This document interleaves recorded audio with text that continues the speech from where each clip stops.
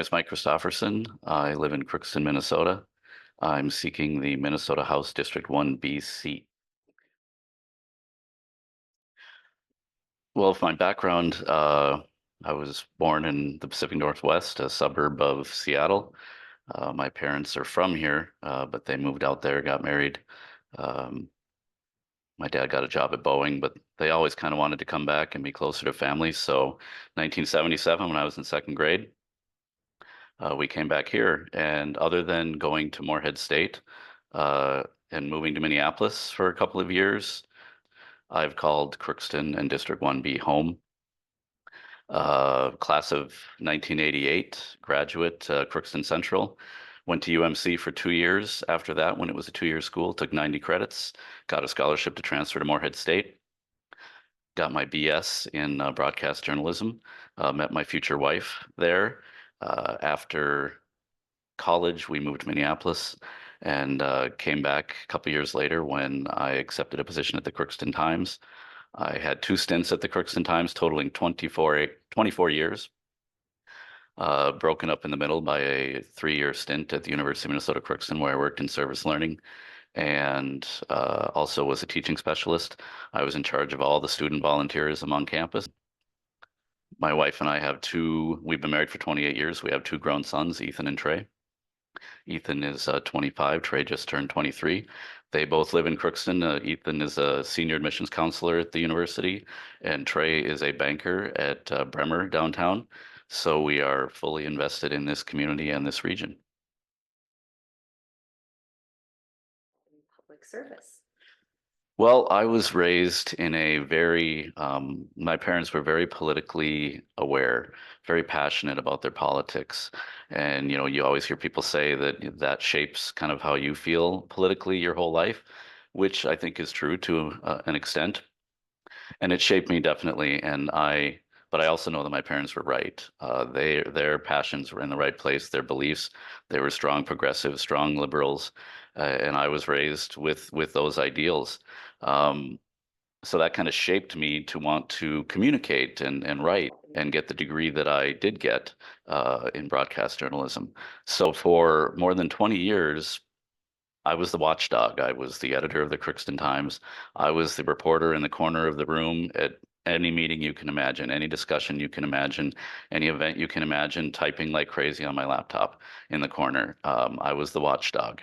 It was a small enough paper where I wrote the news stories on the front page objectively. And then on the opinion page inside, I got to write, I had the pleasure of writing columns, editorials, giving my opinions on a variety of issues. I resigned due to kind of frustration with corporate media in 2021 and got my teaching license of all things. And I'm in my 4th year teaching in Fisher, Minnesota, 10 miles west of Crookston. And I'm using a different part of my brain. It has opened my eyes to the challenges facing our students, families, educators. Um, these are unprecedented challenges, but we can also do amazing things, but we need to change the way we think about things. So I think when you take 20 plus years as an editor of what used to be the smallest daily newspaper in Minnesota, and then you add that I'm now a educator in a public school, I think I bring depth and breadth to the table down in St. Paul.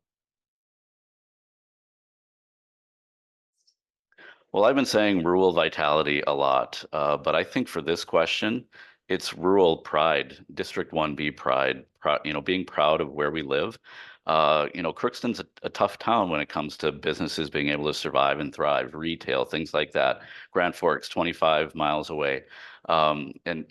We're all guilty of being negative, and negative voices are usually louder than the positive voices. So we complain about, our side of the fence, and we think that it's always greener on the other side of the fence.